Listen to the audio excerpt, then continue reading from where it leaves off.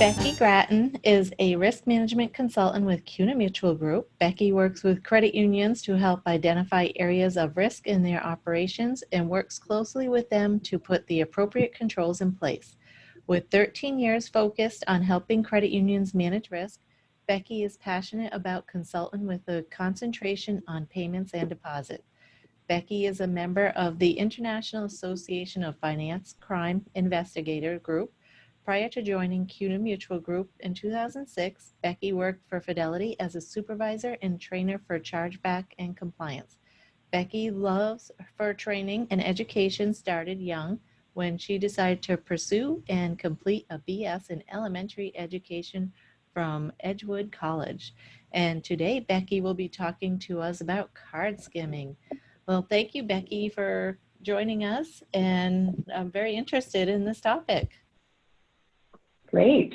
Well, thanks for having me, and good morning, everyone. So, great introduction. You kind of took exactly what I was going to say. I was just going to share that. So, the only other piece I'd add, I'm working from home, which I'm sure a few of us all are right now.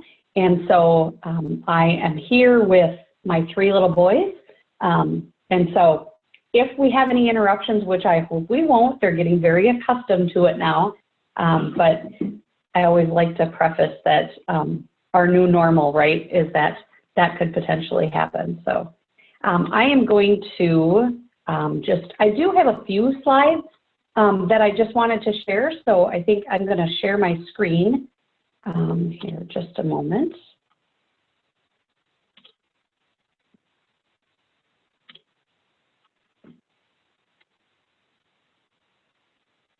And if you want to make sure you can tell me you can see it. Right now, it's just a black screen. Just black. Okay, it should be coming as I'm sharing. And it's not crucial if you can't see it. Oh, I can also make it's going. Okay, great. Yeah. I think just for sake of time, I will go ahead and get started right away. I'll make sure to share a copy of this. There's just a few slides. But just so it kind of refreshes your memory as you go through and some of the information that I'll share today. So we'll focus on card skimming, as Christine shared. And so unfortunately, card skimming has been one of the topics that we've had to focus on a lot in the past few years. We continue to see the number of skimming events just continue to keep rising. So that will be our focus for today. So skimming is rampant. Skimming right now, in fact, the reports have indicated kind of an astounding percentage of 546% increase year over year in the amount of skimming incidences that have been reported. So ATM and gas pumps have primarily been the focus and the target, where these really kind of hard to detect skimmers are being placed in keypad overlays and mini cameras being placed that are aimed to kind of steal that card information as well as the PIN that's associated with that card. We've also seen some what they're calling e-skimming, which we probably won't focus on as much today, but we are really working around creating some resources around that, as well as point of sale devices. So, when you're at the big box stores, which we're not seeing as much right now because of the decrease in face-to-face sales, but we were also seeing those particular devices as well as restaurant skimmers. So when you hand your card over to pay to your waitress or waiter, we were seeing skimming devices that they just hold in their hand, skim the card information, hand you back your card. We've seen a decrease in that particular type of skimming with the introduction of kind of the devices where you're able to pay at the table when you're at a restaurant. So that's good to see, but unfortunately the target and the focus is really gas pumps and ATMs. So gas pumps are notorious for fraudsters placing these skimming or shimming devices, which I'll touch on in just a moment, and really focused around where you insert your card to capture and steal that credit and debit card data. There are a couple of things that can really help while you're at the pump. One is just, it's really kind of common sense type things. but really encouraging your members as well as yourself to inspect the card readers. Really check for anything that is loose or missing, and don't be afraid to kind of wiggle things to see. We have seen anywhere from kind of the old style skimmers where they literally put a cap over the card reader to very discreet inserted skimmers that are actually placed within the card reader itself. So really check for all these loose and missing things or any additional items. You can check for the security tape that is placed over the access door of the pump where it contains all the electronics. If that is missing, that is a great indication that something is awry. And maybe choose then or opt for paying inside or check another pump at the station and see, and again, looking for that tape to make sure that is there, that security tape. Make sure you're concealing or covering your keypad as you're entering your zip code and or your PIN if you're using your debit card at the pay at the pump. Choose those pumps that are closest to the gas station or the retail store rather than those that are kind of out of sight or in a poorly lit area or just further away. The fraudsters really like to be kind of inconspicuous and not be seen, so they aren't going to pick the pump that is typically right by the gas station window or where the attendant can see them. Consider also encouraging your members to use their digital wallet applications. So like Apple Pay and Samsung Pay, most of the pumps now are accepting that type of payment. That's a great way to evade those skimmers and really encourage the use of those EMV chip cards and the security that comes along with those. ATM skimmers can also include one or more foreign devices. So it might not just be one thing, it's going to be maybe a combination. And so they're looking to get not only the card information, but really, or the skimming of the card, they're really looking at getting that associated PIN number with that. So skimming fraud can be very well disguised. Often a small micro camera may be placed in order to get those keystrokes. There's also been reports of those deep insert skimmers that are placed within the ATM. And these are most often placed through the card reader where it's out of sight. And so I personally have encountered this where I did go to use my card and it's not just a swipe, it's an actual insert your card and keep it in there until it tells you you can remove it. But I couldn't get my card in. I could tell there was some restriction when I went to place my card in. So I went in, told the attendant, it ended up, they came out, they said that was rare, that was doing that. That pump had been working fine all day. So I didn't ever find if there was an actual skimmer, but either way, I didn't use that pump. I paid inside and the attendant then kind of came out, put something over that, and hopefully they were able to detect if there was something. And not that there can't be, misfunctioning devices, but in this particular case, I'm having a feeling that's what it was. So once the fraudsters place those skimming devices to capture that card data from the mag stripe and then those correlating PIN numbers, they can harvest that data by retrieving the device, which is a little bit more old school. I think what we're seeing more now is accessing that data remotely. And so they can do that through Bluetooth or literally they don't have to come back and even get the device that they put in there. They can just turn it off once they get the amount of data that they want. So one of the best ways to minimize this particular type of risk in those undetectable devices that are being placed is to conduct your regular ATM inspections. So we recommend at CUNA Mutual Group a daily inspection.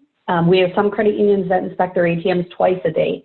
And along with that, they're looking, for all of the things that we mentioned. They're looking for any type of residue or tape or anything that might indicate that something outside of what should be on that ATM was placed there. Taking a look at it, really tugging at everything, and then documenting it. And so we do have a checklist that we provide at CUNA Mutual Group, our ATM inspection checklist.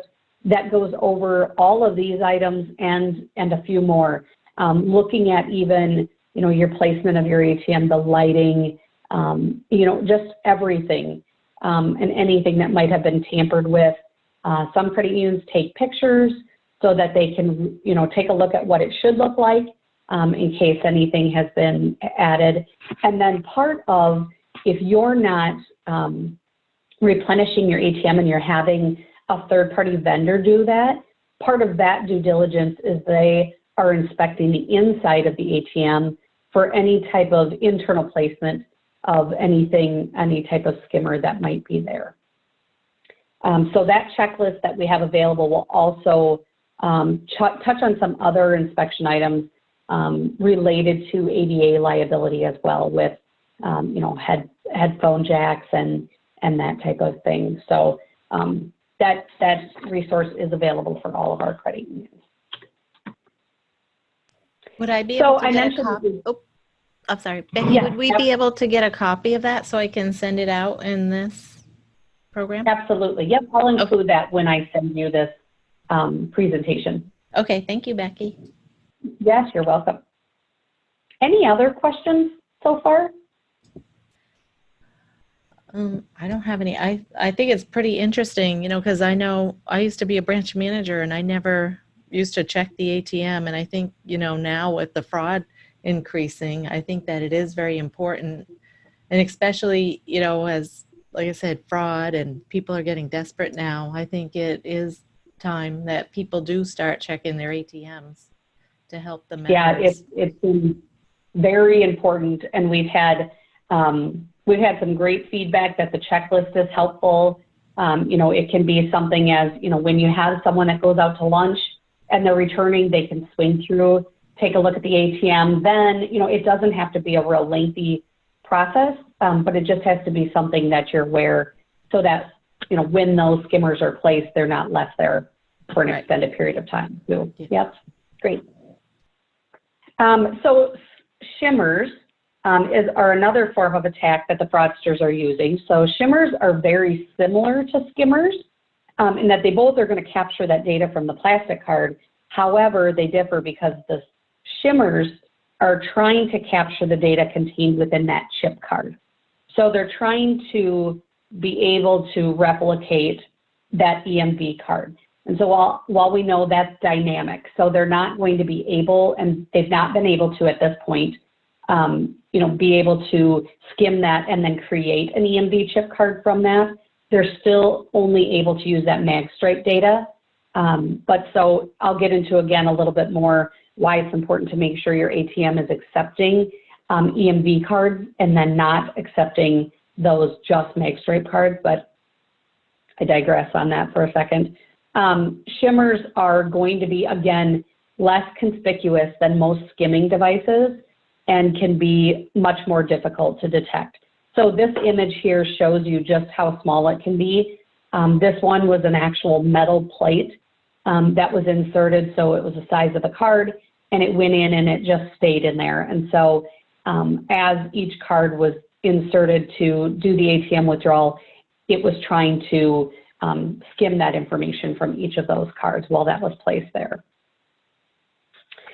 If you do come across a skimming device or some other tampering with one or more of your ATMs, we really encourage you to contact law enforcement and then your local FBI or Secret Service field agent. Immediately seclude or rope off the area to minimize any additional fraud and to maintain that valuable evidence that might be there. Place an out of order sign on it immediately so others are not using it, but do not power the ATM down, since this might compromise that data. And then once you're allowed, pull those ATM logs, and then you can notify any affected members and non-members with a privacy event notification. So you can work with your ATM vendor on that if you need additional help with that. So key to the fraudsters' game plan is to find ATM and gas pump terminals that can be easily attacked, and those that offer what we kind of refer to as the path of least resistance. So creating your own anti-skimming hardware can be an effective tool. So in one case, we have seen a credit union that attached a very simple drawer handle to make securing a skimmer much more difficult. So they placed it next to the card reader, so nothing larger than the card. It just made it very hard. You kind of had to maneuver your card to get it in there, but it was a very effective tool for that particular credit union. So of course, we recommend contacting your ATM vendor before making any modifications, but in this particular case, that credit union had worked with them and they thought it was a very good solution. So something just simply purchased at the hardware store. There's also loss controls to consider, like cardless ATMs that we're now seeing, anti-skimming device readers. So a lot of the ATM vendors are now changing some of the way the card is actually read, rather than your card going in, the typical in and out. It might be the lengthways, or it might be like sideways reader for that, in the event to make that a little bit more difficult to skim. So again, we mentioned daily inspections of the ATM being crucial. And then I mentioned before EMV-enabled ATMs. And so we really want to encourage and make sure credit unions are aware of that liability shift around ATMs that are not EMV compliant. And so now, because that shift in liability took place, the ATM owner, so if you own that ATM and you do not verify EMV chip cards or don't have that turned on to verify, and there is a fraudulent transaction with a counterfeit card, that now lies on whichever has the lesser of the two securities. So if it's a non-member using that card, or fraudster in this particular case, but should be an EMV card, and you're not verifying it at your ATM and you allow that magstripe counterfeit transaction to go through, that liability now falls on you as that ATM owner with that fraudulent transaction.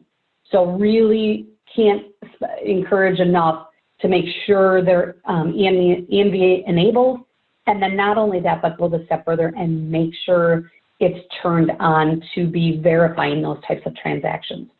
So earlier, it was actually in 2019, but we had reports up to $250,000 in ATM skimming card fraud that was uninsurable because credit unions that had thought they had their EMV turned on, but they did not. And so just the type of fraud to really make sure you're aware of.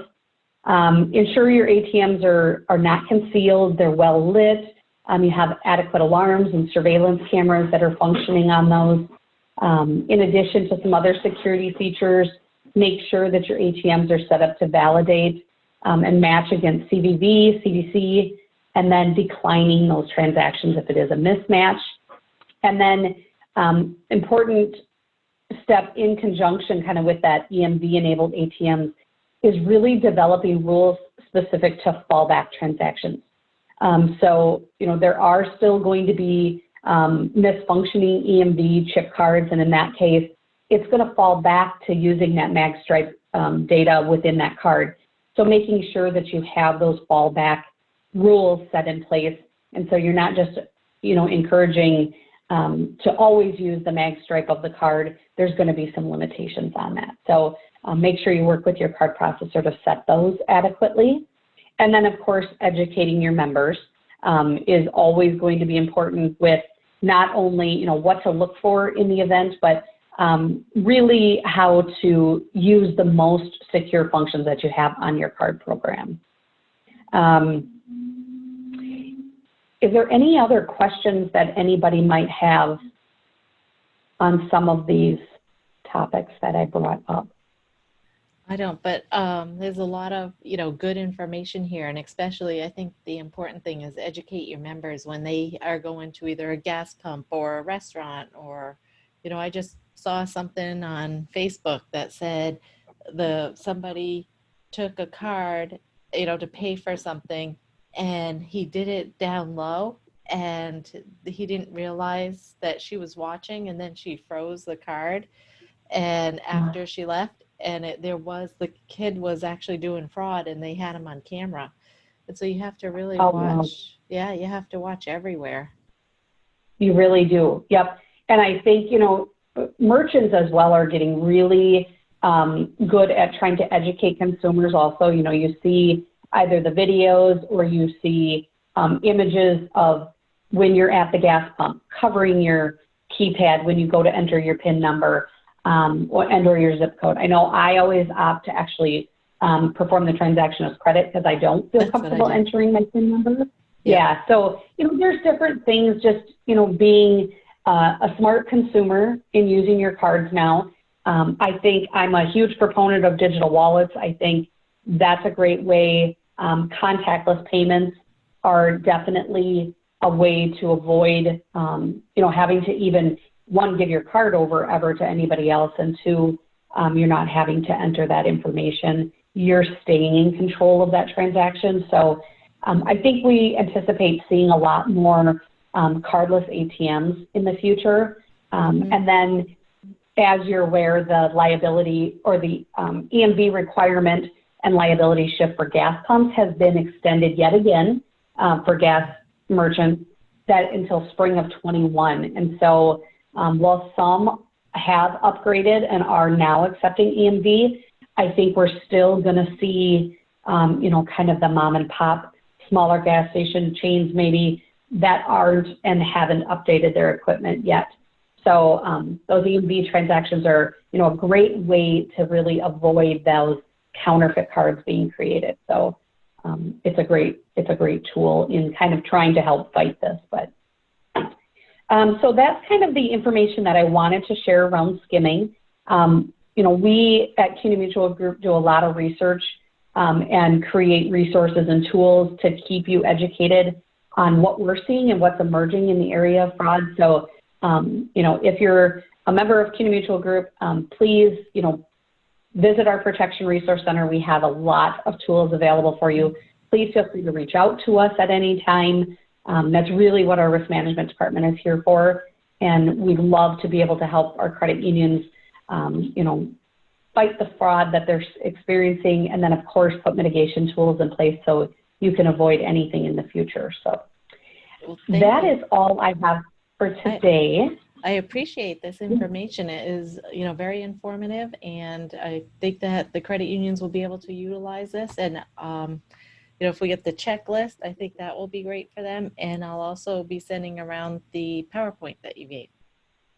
Great. Yes, I will make sure and include those, and I'll send them just shortly after we're done here. But again, I want to thank you for participating and extending an invitation to me this morning. So it's always great. So when we can share the information that we have and get it out to everyone. So, well, thank you again. We appreciate CUNA Mutual. Great. Thank you. Thank you. Bye-bye. Bye now.